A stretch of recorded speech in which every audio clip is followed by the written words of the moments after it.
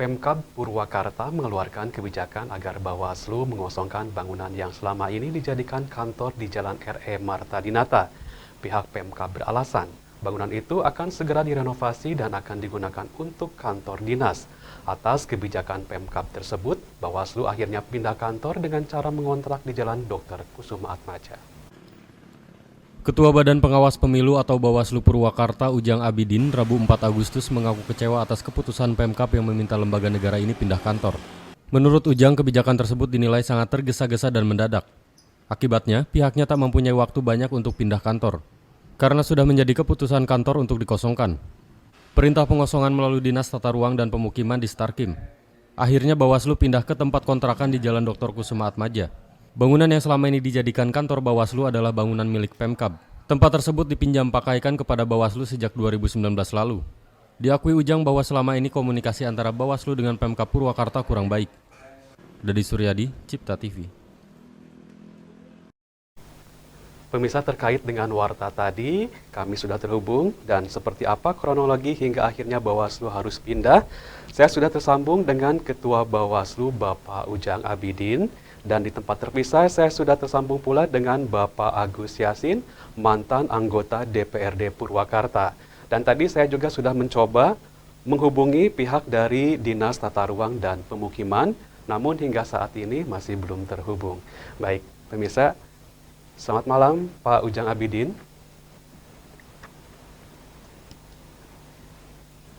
Ya, halo, selamat malam Pak Ujang Abidin. Bisa mendengar suara saya di studio, Pak?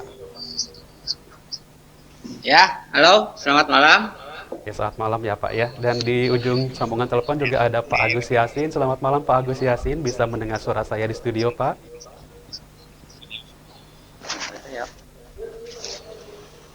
Halo Pak Agus Yasin. Bisa mendengar suara saya di studio, Pak?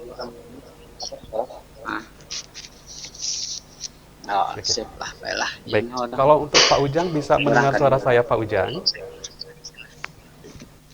Iya, bisa, Pak. Ya, baik Pak Ujang, terkait dengan warta tadi, saya akan menanyakan Pak kronologi hingga akhirnya kantor Bawaslu bisa dikosongkan, Pak. Bisa ceritakan Pak kronologinya seperti apa, Pak? Ya, kaitan dengan proses pengosongan kantor Bawaslu pada saat ini, pertama bahwa kami ucapkan terima kasih pada Pemda Purwakarta karena pertama bahwa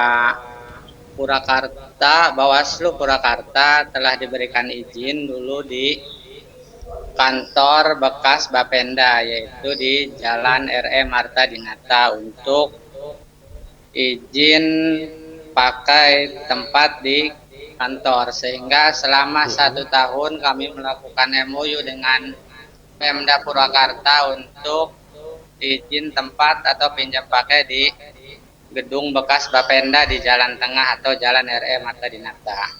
Nah, proses izin itu dalam MOU selama 1 tahun. Nah, ketika tahun 2020 awal kami mencoba komunikasi dengan Pemda Purwakarta ke Bupati Purwakarta untuk proses perpanjangan kantor Bawaslu Kabupaten Purwakarta. Nah, kami juga melayangkan surat ke Bupati kaitan juga dengan tindak lanjut proses perpanjangan kantor.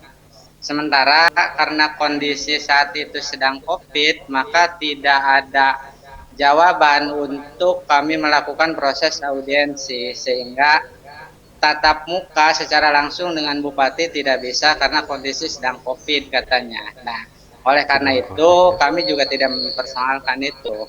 Nah, ketika ada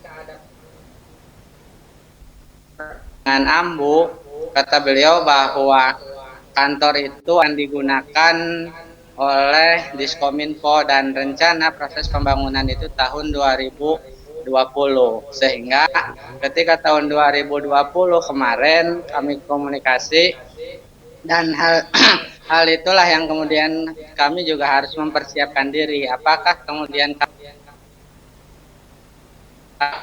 situ atau kemudian pindah. Ketika pindah bagaimana kemudian solusi, sehingga kami komunikasi dengan Pemda, ada hal yang kemudian dijadikan solusi untuk tempat kantor kami di Bawaslu Kabupaten Purwakarta. Artinya bahwa Pemda juga harus mengetahui bahwa Bawaslu ini adalah lembaga yang kemudian diberikan amanat oleh Undang-Undang Nomor 7 Tahun 2017 kaitan juga dengan proses pemilu.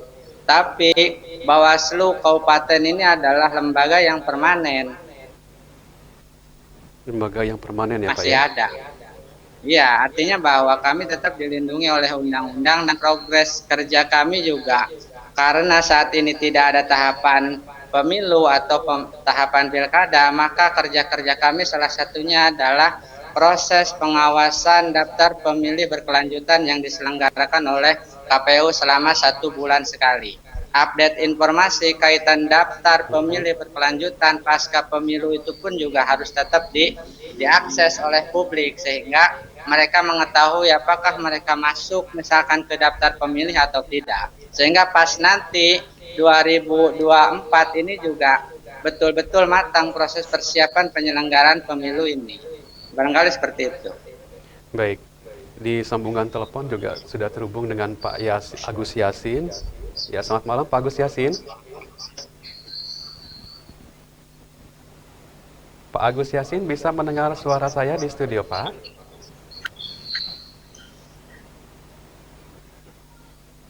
Halo Pak Agus.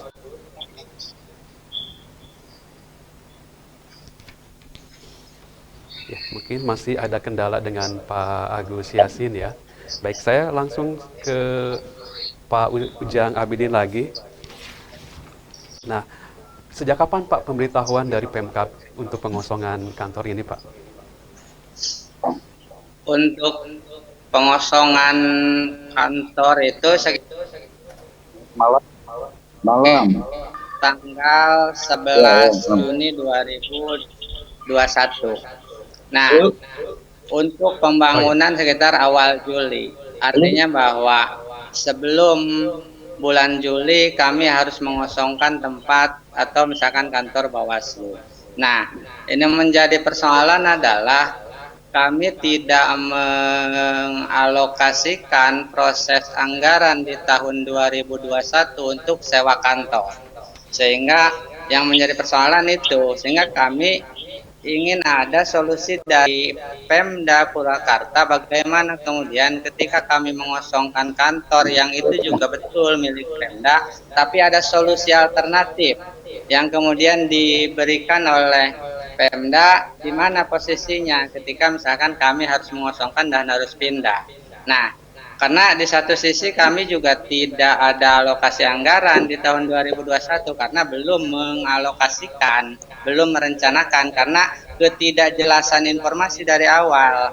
Harusnya bahwa kalaupun Pemda akan mengeksekusi proses pembangunan untuk Diskominfo itu di tahun 2021 Desember maksimal itu harus konfirmasi ke Bawaslu bahwa tahun 2021 proses pembangunan untuk Diskominfo ini akan dilakukan. Sehingga Desember kami merencanakan untuk alokasi anggaran ke provinsi untuk tahun 2021. Nah, ketika pas hari H datang surat dari Distarkim misalkan, kami juga sudah siap-siap karena sudah ada alokasi anggaran untuk sewa kantor kalau misalkan Pemda tidak sanggup untuk menyewakan kantor Bawaslu Kabupaten Purwakarta. Nah, Baik, Pak Ujang, sementara nanti... saat ini ya. Ya, halo Pak Ujang. Kita sambung dulu dengan Pak Agus Yasin yang sudah ada di sambungan telepon. Selamat malam Pak Agus Yasin. Selamat malam Pak Agus Yasin. Oh, berarti udah Bisa mendengar suara saya di studio, Pak? Baik ya, rupanya masih ada kendala dengan Pak Agus Yasin. Baik, Pak Ujang bisa dilanjut kembali. Nah, sekarang pindahnya kemana Pak kantornya Pak? Apakah statusnya mengontrak atau gimana Pak?